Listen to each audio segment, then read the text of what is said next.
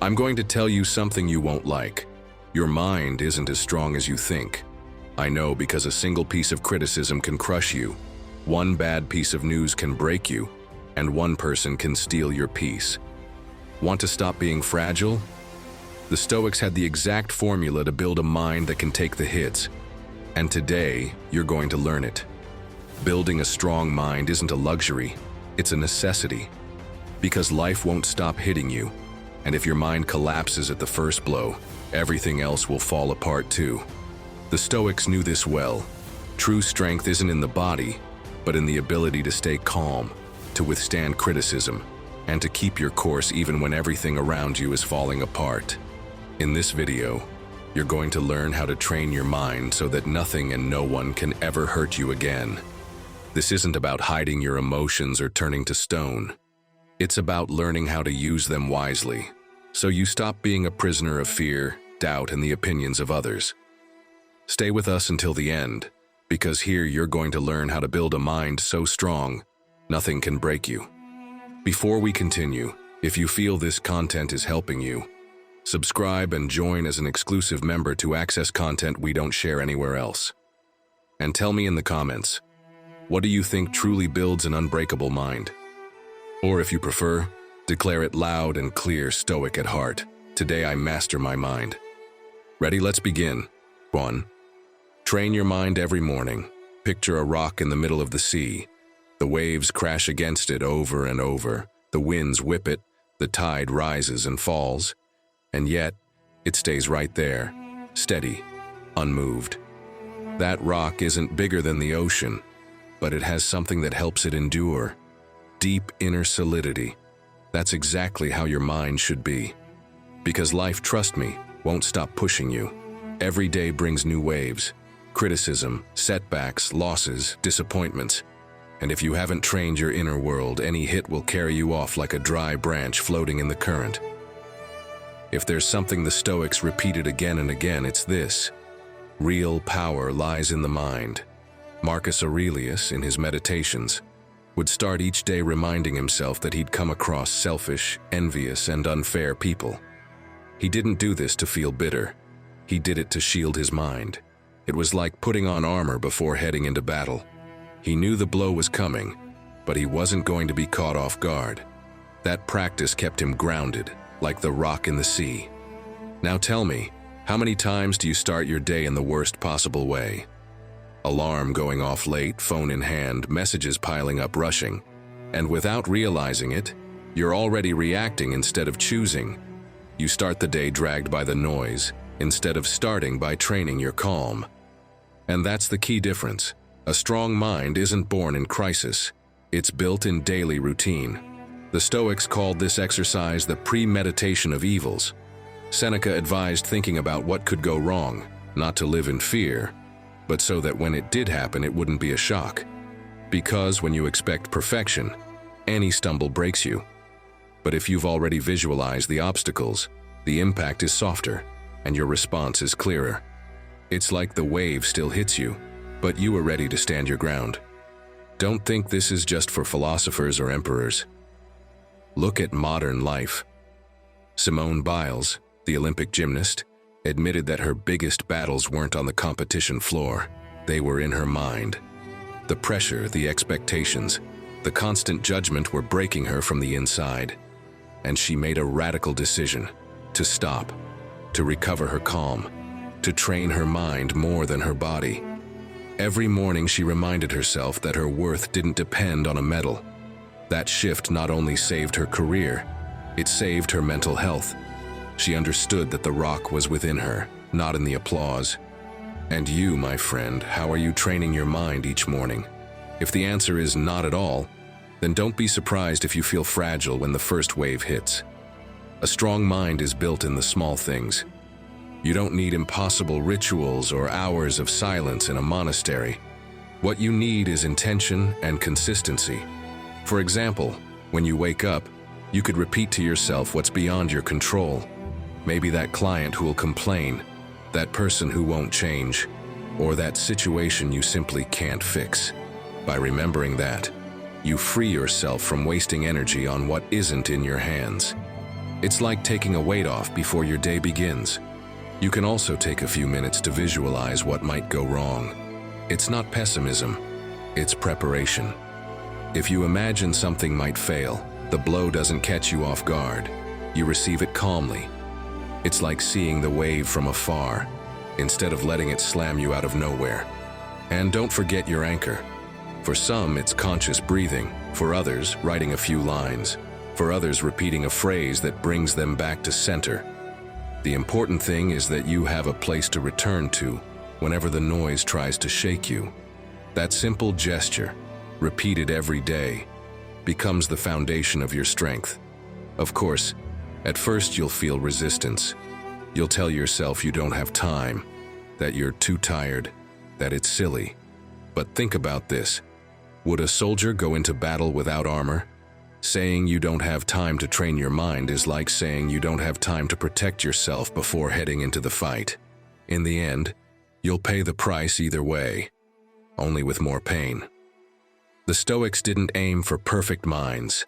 They aimed for trained minds. A mind that stumbles, but gets up. That feels fear, but doesn't let itself be carried away. That takes the hit but stands firm like the rock. And that strength, believe me, is within reach for anyone who decides to begin. Tomorrow, when you open your eyes, don't hand your day over to chaos from the very first minute. Remember Marcus Aurelius writing in the dim light of his tent. Remember Seneca preparing his spirit for the unexpected. Remember Simone Biles choosing calm over pressure. Make those first few minutes your training. Because life will always bring waves, but you can be the rock that endures. And that is how you build a mind so strong that nothing will ever hurt you again. 2. Silence is your superpower. Be honest, you can't stand silence. It makes you so uncomfortable that you fill it with anything. The TV on even when you're not watching, background music you're not really listening to, words that escape just to cover up the emptiness. And it's curious because you fear silence more than you fear losing your inner strength. But listen, the mind of a true Stoic isn't measured by what it says, but by what it's capable of keeping quiet. Imagine a game of poker. The player who talks too much, who justifies themselves, who shows emotion, gives away the upper hand without even realizing it. But the one who stays silent, observes, and waits, that's the one who ends up winning the game. Life works the same way. While others wear themselves out talking, you grow stronger in your silence. The mind of a Stoic works differently. It doesn't react on impulse. It responds with calm. For them, silence wasn't emptiness, it was a training ground. Seneca said that words are often like arrows shot without aim, impossible to take back. Silence, on the other hand, gives you time to aim, to decide whether it's worth releasing the arrow or better to hold your ground. That pause is what turns an impulse into a decision. Picture a real-life situation. You're at work. Someone criticizes you unfairly in front of everyone. Your first reaction is to defend yourself with anger, to throw words like knives just to shut them up. But if you wait just a few seconds, if you breathe and stay silent, something powerful happens. The power shifts. The other person is left exposed in their aggression, while you keep your dignity intact. That's what a strong mind does. Resist the urge to react instantly. Today, we know silence isn't emptiness. It's a pause that completely changes how you respond. In moments of conflict, those who take a beat before speaking don't just reduce the tension, they also earn more respect. Silence isn't absence, it's strategy. It's like chess. Great players don't rush to move their pieces. They take their time, they think several moves ahead, and each pause is part of the win. Think of Mandela. He spent 27 years in prison, surrounded by injustice and hatred. Could he have screamed, cursed, and lost his temper every day? Of course. But he chose silence as his weapon. He listened more than he spoke, reflected before responding, and that self-control gave him a moral authority that even his enemies couldn't break. He himself said that a true leader isn't always the one who speaks the most, but the one who knows how to listen and when it's worth speaking at all. My friend, if you truly want to build a mind so strong that nothing can hurt you, you need to make peace with silence. This isn't about enduring humiliation or keeping quiet about what needs to be said. It's about mastering yourself, not giving away your peace for a reaction you'll regret. Start with something simple. The next time someone tries to provoke you, hold a few seconds of silence, not as a passive gesture, but as a space to choose your best response. Breathe, observe, and ask yourself, does this deserve my energy, or does it just feed the conflict? Many times you'll realize that staying quiet is more powerful than anything you could say.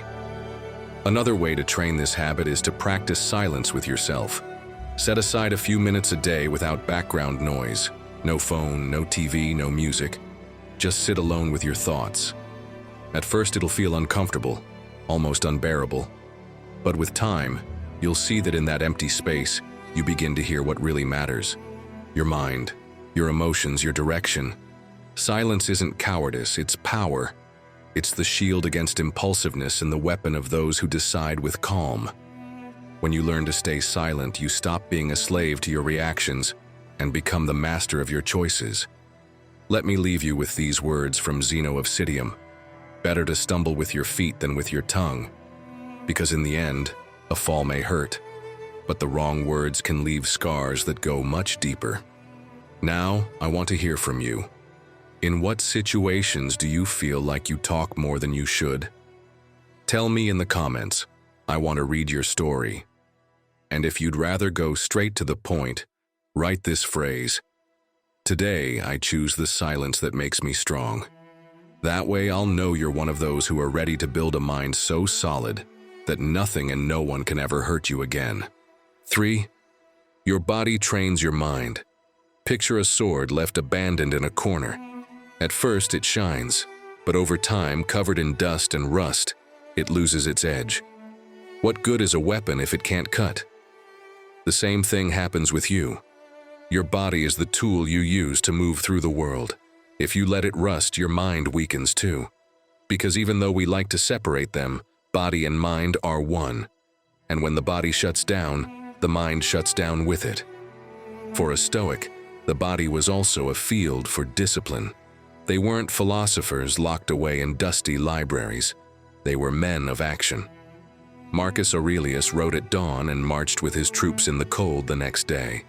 Epictetus, though crippled, insisted on training whatever part of his body he could, because his inner strength depended on refusing to give in to fragility. For a Stoic, the body wasn't decoration. It was a training ground, a place to forge mental resilience.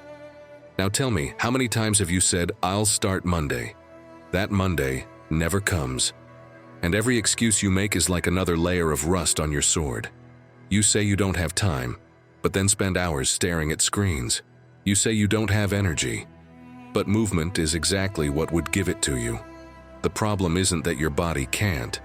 It's that your mind has gotten used to doing nothing. Think of what happened when an explorer and his crew got trapped in the ice.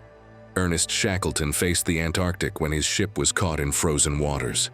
For months, he and his crew were on the brink of death. The cold was brutal, the hunger constant. What kept them alive? They couldn't control the weather or the ice, but they could move. Every day they walked, rowed, dragged what was left of their ship. The simple act of not staying still kept their minds sharp. Shackleton knew that if they stopped, not only would their bodies freeze, their spirit would break. You may not be in Antarctica, but you are in a world that often traps you in a routine of couch, office, and bed. And in that trap, your mind starts to dim, little by little. Because without movement, there's no clarity. Without sweat, no release. And without physical discipline, the mind starts giving up on everything else. All it takes is a few minutes of movement, and your mind starts letting go of the pressure it's been carrying. Do you know why? Because when you move, your brain releases chemicals that lower stress and increase your sense of control. And you don't need to run marathons. Walking for 10 minutes can already shift your mood. It's like opening a window in a stuffy room. Fresh air comes in, and suddenly you can breathe again. My friend, your body is your first fortress. If you don't take care of it, everything else crumbles. What's the point of talking about building a strong mind if every day you trap it in a body that's weak, tired, and drained. This isn't about looks or muscles. It's about freedom. When your body responds, your mind feels capable of anything. Try it. Next time you're overwhelmed, instead of getting stuck in your thoughts, go for a walk, even just 5 minutes. Watch what happens. Your mind starts to organize itself. The anxiety fades. Your thoughts become clearer. That's not magic. It's biology, working in service of your calm. Find a kind of movement you enjoy. It doesn't matter if it's dancing in your living room, swimming, lifting weights, or doing yoga. What matters is that you don't see it as punishment, but as a reminder that you're alive, that your body can still move. And every time you do it, you're also training your character. You're proving to yourself that you have the discipline to choose what strengthens you instead of what weakens you. Seneca put it clearly. A well-cared-for body is a reflection of an ordered mind. And it's true. You don't care for your body out of vanity, but because you know it's the instrument with which you shape your life. And if you neglect the instrument, the music you play will be chaotic. So stop saying you'll start tomorrow. Tomorrow doesn't exist. The only thing you have is today, and today you can choose to move. Every step you take, no matter how small, is one more brick in building that strong mind no one will ever be able to tear down. 4. Without rest, there is no strength. Imagine a warrior who never sharpens his sword. Day after day, he charges into battle, striking, pushing his weapon to the limit, trusting it will always respond the same. But every fight leaves tiny marks. Every hit dulls the blade a little more. And when the most important battle of his life finally arrives, he realizes his sword no longer cuts. It wasn't the enemy that defeated him. It was his own neglect. That's what happens to you. If you think you can be unstoppable while sleeping poorly, you're wrong. Sure, you can push through for a while, but the wear is invisible and it builds. A tired mind gets cloudy. Your body loses sharpness. Your emotions explode at the slightest trigger. And just when you most need clarity, strength, and inner control, you realize you've already broken, simply because you didn't rest. If even the Stoics put rest first to maintain calm and discipline, what makes you think you can ignore it? A tired mind is like a runaway horse. It loses direction, spins out of control, and drags you into bad decisions. That's why the Stoics saw rest as part of the training. Marcus Aurelius may have spent his nights writing meditations, yes, but he also insisted that dawn should find him ready to face the day. He could never have carried the weight of an empire with a mind clouded by exhaustion. Today we repeat phrases like, "I'll sleep when I'm retired," or "I'll rest when I'm dead." But listen closely. That mindset isn't strength. It's self-destruction. Sleep deprivation doesn't make you productive. It makes you fragile. Stress multiplies, emotions spiral, your patience evaporates.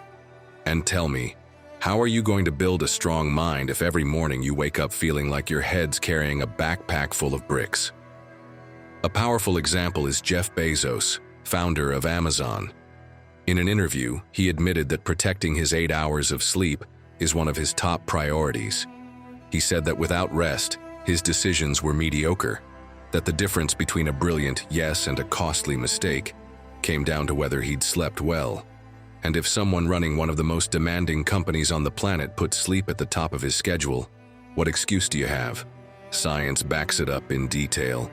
While you sleep, your brain sorts memories, processes emotions, and flushes out built-up toxins. It's like your mind goes into a maintenance workshop each night. Cut that process short, and you pay the price the next day, with mental fog, irritability, and a sluggish body. It's like trying to run a marathon with your shoelaces tied together. Every step becomes a struggle. And don't kid yourself with lines like, "I function fine on 5 hours."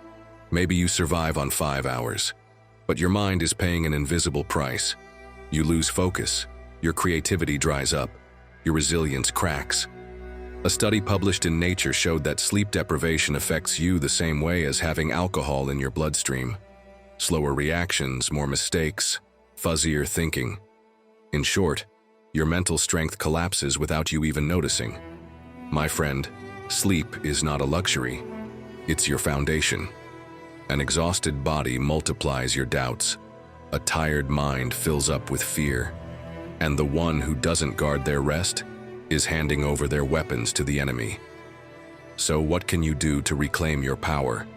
It's not about complex routines. It's about simple decisions that change everything. Start by respecting the transition between day and night. Turn off screens at least an hour before bed. If you let blue light flood your room, your brain keeps thinking it's still daytime and calm never comes. Replace it with something more human. Read, write, listen to soft music. Your mind will thank you for that slower rhythm. Turn your bedroom into a temple of rest. Total darkness, silence, or soft background sounds that help you relax. A cool temperature that invites sleep. And most importantly, leave your phone far from the bed. Every buzzing notification is a thief stealing your calm, robbing you of minutes of your life. And when you wake up, change the script. Don't open your eyes thinking about your endless to-do list. Think first about the purpose guiding your day. The Stoics woke up reminding themselves of their duty, not their stress. Do the same. Connect your rest to a why. Because it's not just about sleeping better, it's about waking up with clarity, strength, and direction. Zeno of Citium, the founder of Stoicism, said it's more dangerous to stumble with your tongue than with your feet. The same goes for sleep. It's more dangerous to stumble with a tired mind than with a tired body.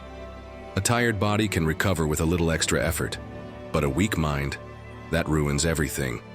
Remember this, you're not unstoppable because of the hours you work, but because of the quality of your energy.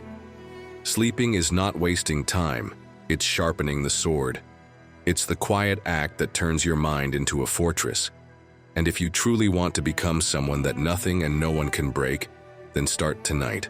Close your eyes, get real rest, and prepare to wake up stronger than ever. 5. Breathe before you lose it all. Have you ever felt like the world was crashing down on you? An argument at home, an urgent email, some bad news, and suddenly your chest tightens, your hands shake, and your mind races like a wild horse. In those moments, it's not you making decisions. It's the chaos taking control. And all because of something that seems ridiculous. You don't know how to breathe. Yes, I know. You've been breathing since the day you were born. But breathing automatically is not the same as breathing consciously. Most of the time, you breathe fast, shallow, and from the chest. Your body takes that as a danger signal. You switch into survival mode, as if a tiger were chasing you, when really, it's just a work email. Ask yourself this. How many bad decisions have you made in the heat of the moment? How many words have you thrown in an argument that you later regretted? In those moments, it wasn't the situation that beat you. You gave up your power because you didn't know how to pause and breathe. The Stoics didn't talk about breathing the way modern science does, but they practiced its essence. Epictetus taught that it's not events that disturb us, but how we interpret them. And tell me, how can you interpret anything clearly if your body thinks it's under attack? Calm begins in the physical, and the air you let in and out of your lungs is the master key to taking back control. Picture an archer in the middle of battle. If he shoots with a racing pulse, his arrow will miss. He inhales calmly, exhales slowly, and only then releases the string. That moment of control changes everything. You have that same bow inside. Every deep breath is an arrow of clarity that can save you from firing off an irreversible mistake. Look at your daily life. You're stuck in traffic. Someone yells at you from their car. Your first impulse is to shout back. But if you breathe, if you fill your lungs with air before reacting, you realize it's not worth it. Or think of that meeting where someone criticizes you unfairly. If you react instantly, anger takes over. If you breathe, you respond with calm, even with humor. That split-second difference can be the line between looking weak or showing inner strength. Because when you breathe deeply and consciously, you activate your calm system. Your heart rate slows, your muscles relax, your mind regains clarity. What felt like a storm turns into a drizzle. It's like opening a window in a suffocating room. Fresh air rushes in, and suddenly everything feels different. Try it right now. Inhale through your nose for a count of 4. Hold the air for a few seconds. Exhale slowly through your mouth until you're empty. Do it a few more times. Feel the difference? Your body softens, your mind organizes itself, the pressure fades. And this isn't magic, it's biology, serving your calm. But listen, don't wait until you're on the edge of collapse. Train this beforehand. Just like a soldier doesn't wait for war to learn how to use a sword, you can't wait for chaos to learn how to breathe. Practice it daily, even when things are peaceful. That way, when the storm comes, you already have a refuge within you. You can add small gestures to reinforce it. Roll your shoulders as if shaking off an invisible weight. Stretch your arms like you're waking from a deep sleep. Or gently tap your chest as if saying, "I'm here, and I'm in control." These are signals your mind understands, turning your breath into a ritual of power. And look at how the Stoics lived it. Marcus Aurelius started his mornings reminding himself he'd face difficult people, problems, and obstacles. That mental preparation was paired with mastery of his body. What good would it have done to train his spirit if his breathing betrayed him in a crisis? The clarity that made him one of history's most respected leaders started with something simple, not letting chaos rule his inner world. My friend, a strong mind is not one that never faces chaos. It's one that knows how to create calm within it. And that power is in you, waiting in every inhale and every exhale. So the next time the world starts to drag you down, don't yell, don't run, don't argue. Just breathe. Because the one who masters their breath masters their mind, and the one who masters their mind can never be mastered by anyone. 6. Nature is your invisible gym. Imagine spending years living in a room with no windows, just screens, city noise, and a clock that won't stop reminding you. You're always late. Late for work, late for your commitments, late for yourself. How could your mind not be exhausted when it never breathes fresh air? Now imagine how a Stoic would handle it. Marcus Aurelius didn't let himself get trapped in that invisible box. He looked to the sunrise for clarity and reminded himself of his duty to move forward, no matter how loud the world got. For him, nature wasn't an escape. It was a reminder of order and strength. Today we live so closed off, we've forgotten what it means to be part of nature. Everything is solved through a screen. Everything is rushed. Everything feels like time is chasing us. And what's the result? Tired, anxious minds, trapped in a storm that never stops spinning. Psychologists call it nature deficit disorder. But you don't need a study to know it's real. Just look at how you feel after an entire day glued to your phone, comparing yourself to others, jumping from app to app. Your body's still, but your mind is racing nonstop. The Stoics had a completely different relationship with the natural world. For them, it wasn't a weekend luxury. It was a reminder of who we are. Marcus Aurelius wrote about the sunrise, observing how the sun fulfilled its duty every day without needing to be asked. Seneca warned that living in constant comfort is like living only half a life. Nature was their school of resilience, calm, and discipline. Think about what it means to walk in the rain without rushing for shelter, or to feel the winter chill on your face and accept that the wind is part of the experience. That's nature too, and that strengthens you. Because if you can't handle a drop of rain, how are you going to handle the real storms of life? Ask yourself this: when was the last time you went out for a walk with no headphones, no distractions, just walking? Maybe you can't even remember, but try it. Put on comfortable shoes, turn off your phone and walk, even just 10 minutes. Watch how your mind begins to shift. You don't need music to fill the silence or a screen to distract you. Nature does the work for you. The next time your mind feels foggy, instead of starting another episode, go outside and look at the sky. Even if it's from your window or a nearby park, just a few minutes is enough for your brain to get the message. Not everything is noise. There is still calm. Nature doesn't compete with you. It doesn't demand anything. It simply shows you how real power works. Slow, steady, patient. The river doesn't need to rush to carve the stone. The tree doesn't need to hurry to grow. Everything happens in its time. And when you're in contact with that, you learn how to let go of the anxiety that eats you alive. My friend, don't get me wrong. I'm not saying you need to move to a cabin in the woods. I'm saying, remember that you're part of something bigger than your office and your phone. Step outside every day, even for a few minutes. Watch how the light fades. Listen to how the wind shifts. Feel the ground beneath your feet. That alone is enough to remind you that you're alive, and your mind needs space to breathe. Seneca said it best. To live always in comfort and pass through life without hardship is to ignore half of nature. He wasn't just talking about beautiful landscapes. He meant the effort of facing the cold, the heat, the unpredictable.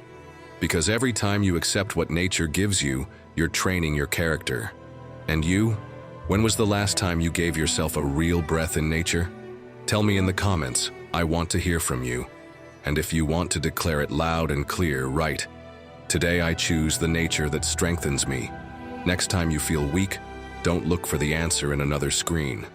Look for a tree, a river, the open sky. That's the invisible gym where strong minds are built. And believe me, the more you go there, the more ready you'll be for whatever comes. 7. Your environment shapes you more than you think. My friend, show me your space and I'll show you what your mind is becoming. Because no, your environment isn't neutral. It programs you, conditions you, shapes you. And without even realizing it, you're living inside a mold you may have never chosen. Look around. What do you see? A clean desk that invites focus, or a battlefield of tangled cables, old papers, and coffee mugs that should have been in the sink days ago? Is your room a place of rest, or just a disguised storage space piled with clothes you never put away? If you live in noise, your mind fills with noise. If you live in simplicity, your mind opens up to what matters. It's that simple. Think about the difference between walking into an ancient temple or a chaotic market.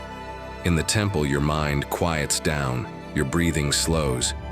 In the market, everything pulls at you: voices, colors, crowds.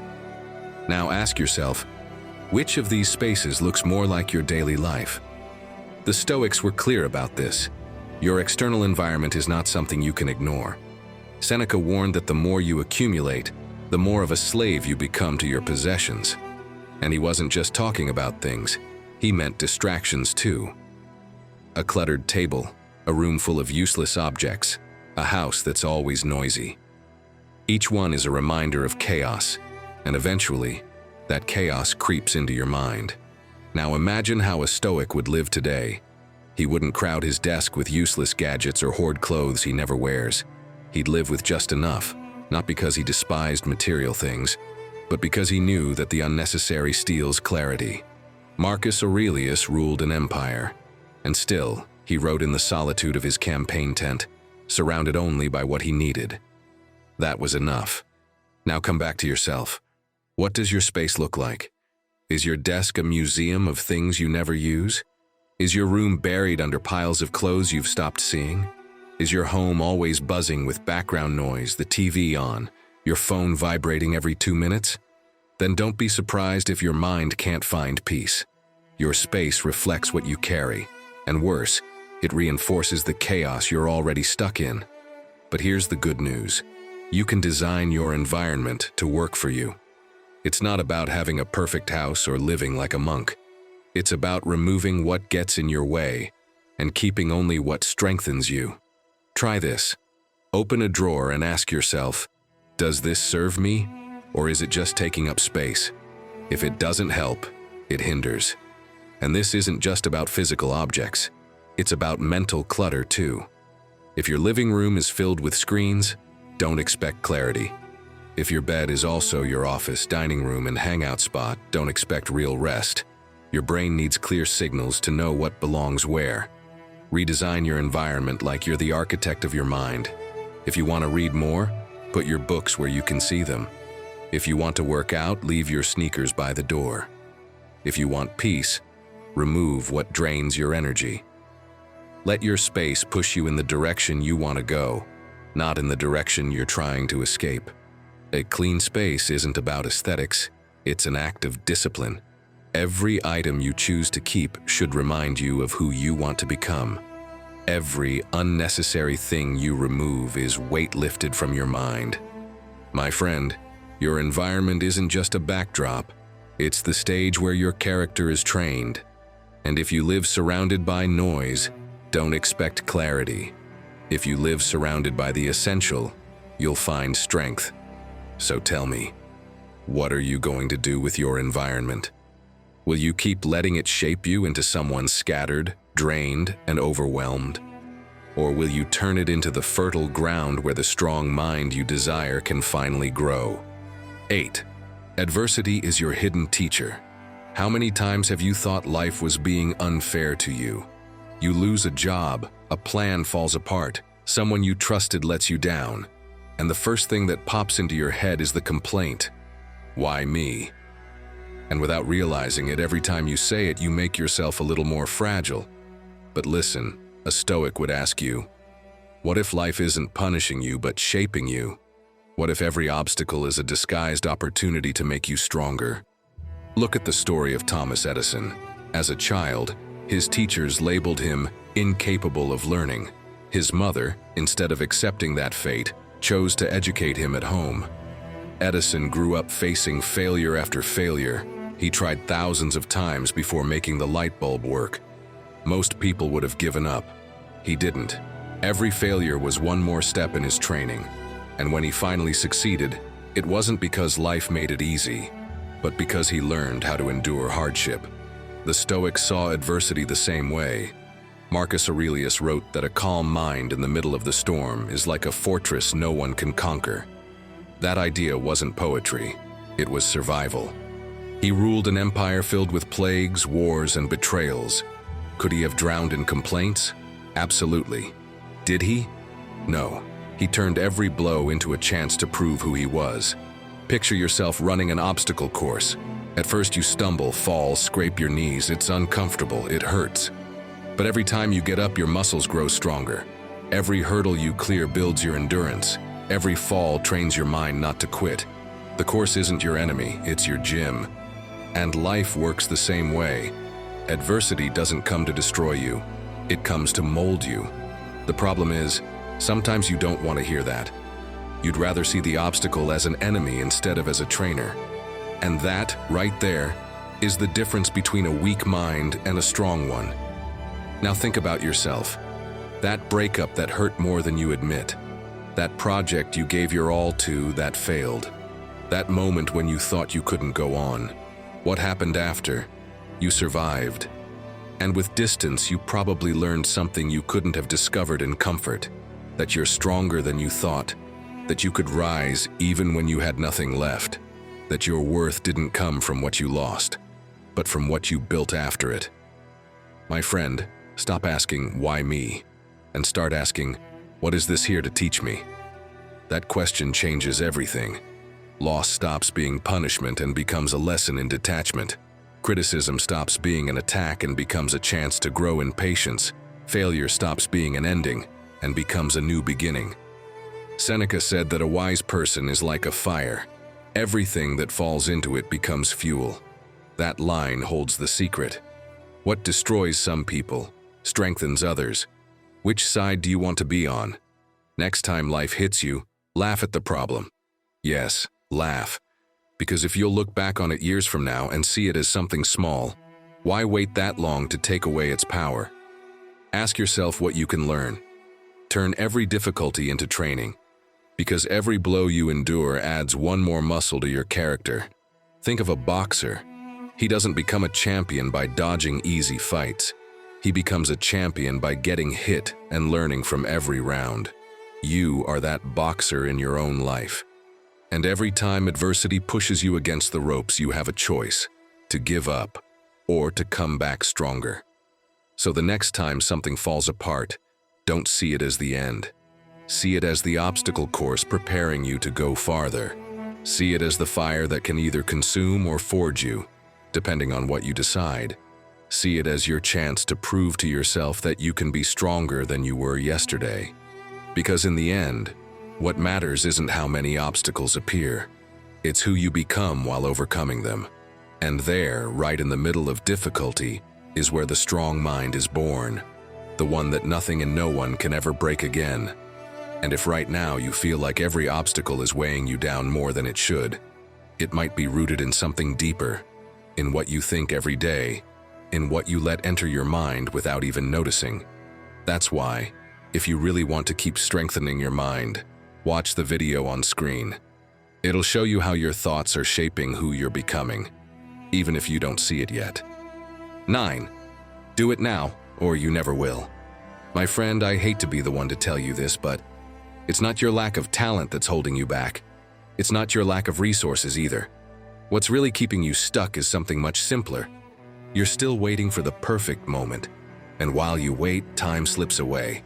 How many brilliant ideas have died in your head because they never made it from thought to action? How many plans are still buried in notebooks, in phone notes, in phrases you repeated to yourself as if one day they'd magically come true? The truth is harsh. What you don't do today, you rarely do tomorrow. As Marcus Aurelius once wrote, "Stop debating what a good man should be one." That short phrase says it all. Less thinking, more doing. It's useless to talk about your plans or imagine them if you never bring them to life. Kafka knew that truth firsthand. For years he hesitated, procrastinated, waited for inspiration to show up. But the perfect moment never came. So he made a decision. He'd write every night after long hours at work, even when he was tired, even when he didn't feel like it. Thanks to that discipline, we now have works that are still alive more than a century later. His secret wasn't waiting for motivation. It was choosing to move. And you? What are you still putting off? How many "I'll start tomorrow" have turned into weeks or months lost? The hard truth is this: while you delay, life doesn't wait. Seneca summed it up in a brutal phrase: while we delay, life passes. And that should sting, because it's exactly what's happening when you let your dreams gather dust. Action is what separates those who build their path from those who just daydream. Epictetus put it in the form of a question that should shake you. How long will you wait before you demand the best from yourself? That's not gentle advice, it's a direct challenge. Because while you wait for motivation, for the perfect moment, for the ideal opportunity, life keeps moving. And the only thing that truly gets you closer to what you want isn't your intentions, it's your steps. Think of it this way: your life is like a car sitting still at the top of a hill. If you leave it parked, it feels heavy, stuck, almost impossible to move. But the moment you push just a little, the wheels start to turn. And with every meter, momentum makes it easier. That's you in front of any goal. At first, it feels impossible. But once you break inertia, everything gets lighter. So how do you break it? Start small. If you want to read more, don't wait for an hour of free time. Open the book and read 2 pages. If you want to work out, don't think about running a marathon. Just go for a 5-minute walk. If you want to write 1 sentence. It might feel ridiculous, but it's the start that matters. Once you're in motion, your own energy multiplies. Another secret? Prepare the terrain. If you want to work out tomorrow, lay out your clothes the night before. If you want to eat better, fill your fridge with what nourishes you. Make starting so easy your brain has no excuse left. And if you still hesitate, commit to someone. Say it out loud. Write it down. Announce it. When you do, your brain registers it as a contract, and no one wants to be the one who talks big but never follows through. My friend, stop waiting for inspiration. Stop waiting for motivation. That comes after. Never before. The spark is lit by action. And every day you delay is a train pulling away without you, and it won't come back. So do it today. Take one small, real step, because no one will remember you for what you planned, only for what you did. And I want you to share it with us. What step are you going to take today to stop postponing? Tell me in the comments. This community is here to support one another. And if you want to declare it with strength, write, "Today I start, no excuses."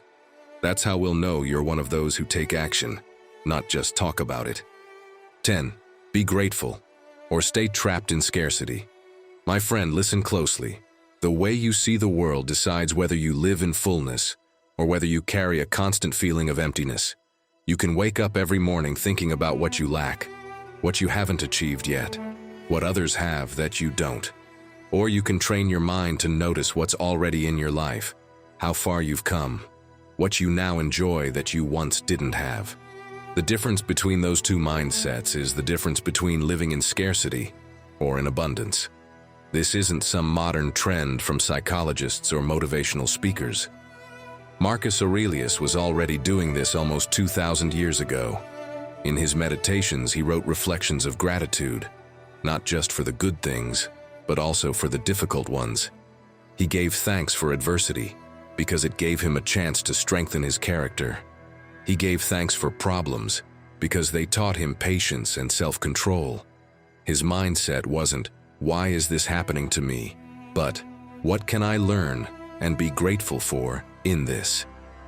That mindset allowed him to lead an empire in crisis without collapsing inside. Scarcity isn't always real. Most of the time, it's mental.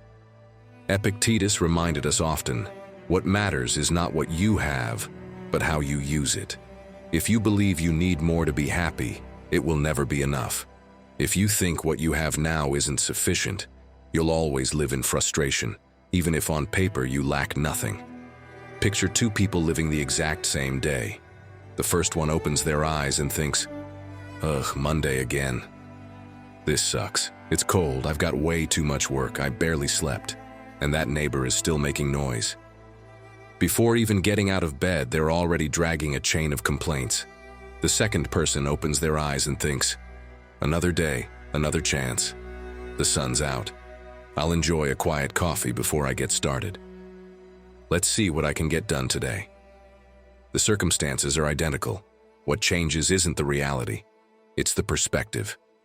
That difference shapes entire lives. The first person is trapped in scarcity, always feeling like something's missing.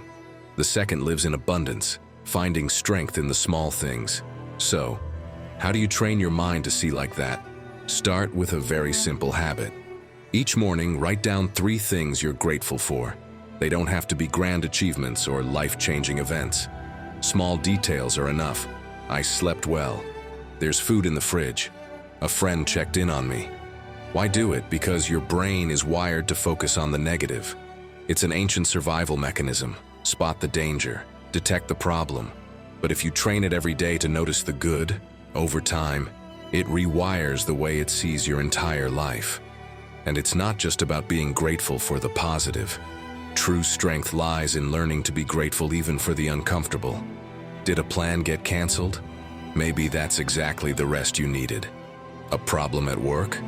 Maybe it was a chance to show what you're capable of. Did someone disappoint you? That's a reminder not to place your peace in other people's hands. Gratitude isn't naivety, it's perspective. Seneca said it differently. The man who needs little is the richest. Because when you learn to value what you already have, you'll never feel poor, even when the world tries to convince you otherwise.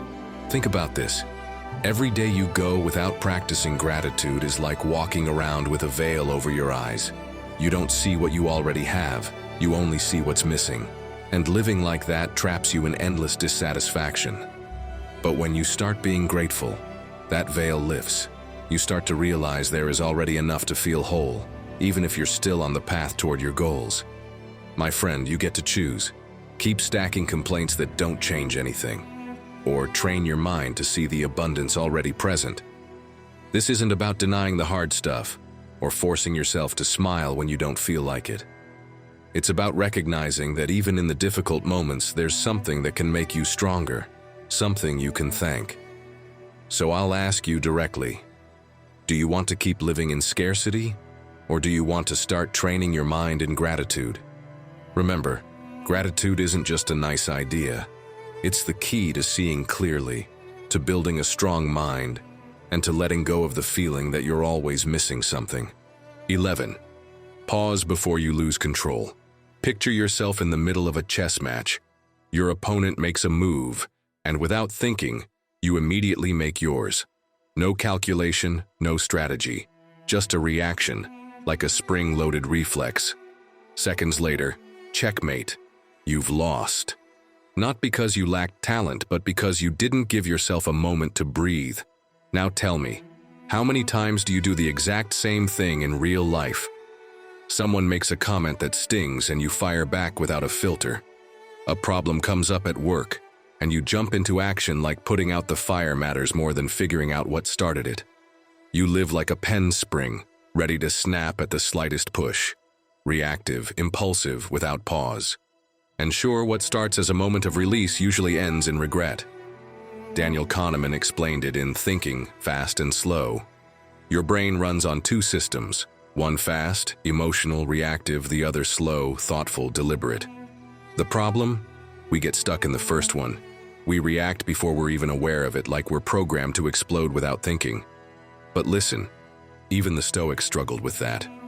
Epictetus taught that what matters isn't what happens, but how you interpret it, and that how doesn't appear out of nowhere. It lives in the space you create between stimulus and response.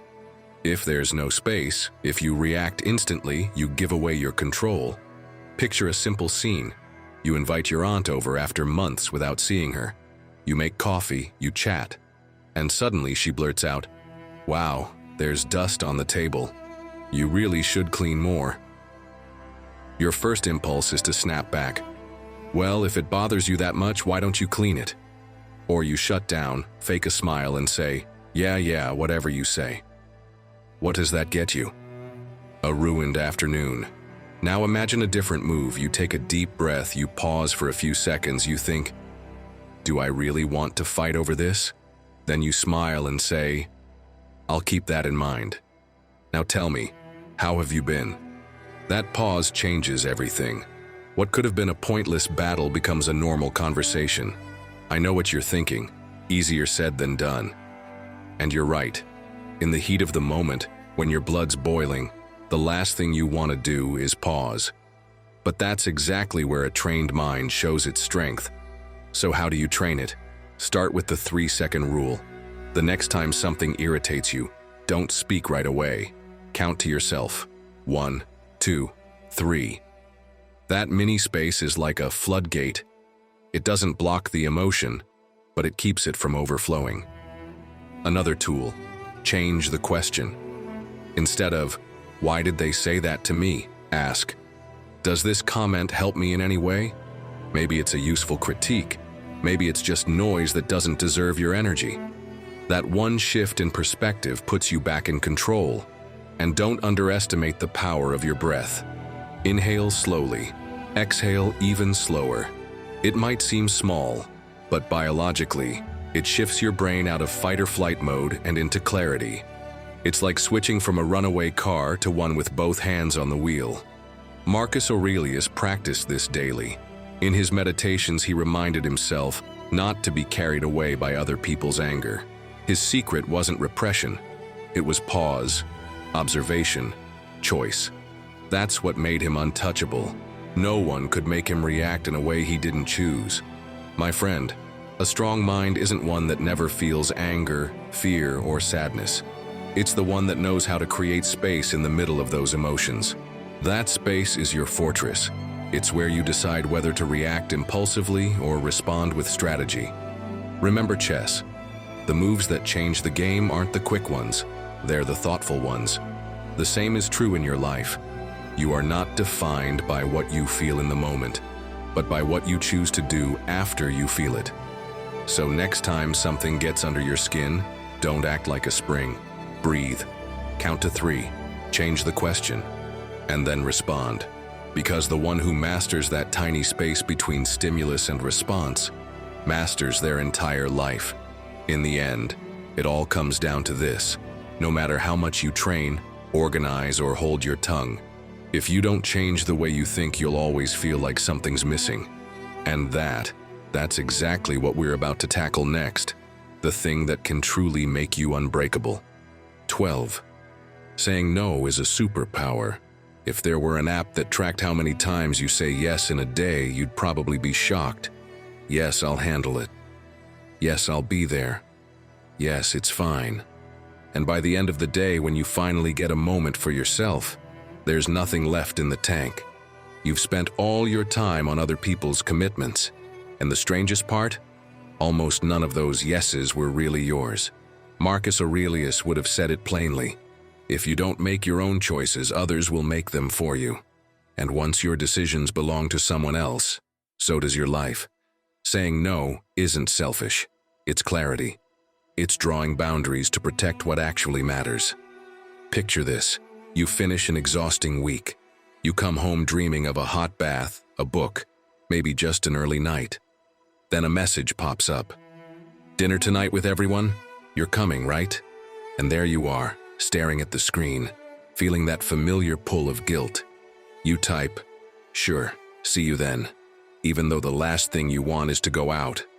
And then comes the self-blame, because you know that yes didn't come from your true self, but from the fear of disappointing someone. The Stoics understood the importance of choosing with intention. Epictetus repeated it often. What's within your control is your judgment and your decision. If you give those away, you've given away everything. Every time you say yes to something you don't want, you give up your own inner command. And don't think this is just a modern problem. The need to please, to avoid discomfort, has always existed. Seneca wrote that many people lose themselves trying to please others and forget to live their own lives. He knew that the automatic yes is an invisible chain tying you to someone else's will. But here's the liberating part. Every conscious no is really a yes to something more important. Say no to that night out you don't want, and you're saying yes to your rest. Say no to that obligation that's not yours, and you're saying yes to your peace. Say no to the noise, and you're saying yes to your clarity. Every well-placed no is actually a powerful affirmation. So let me ask you, do you want to become someone who uses no as a shield instead of carrying it like a burden? Start with something simple. Buy yourself time. You don't have to answer immediately. When someone asks for something, breathe and say, "Let me think about it and get back to you."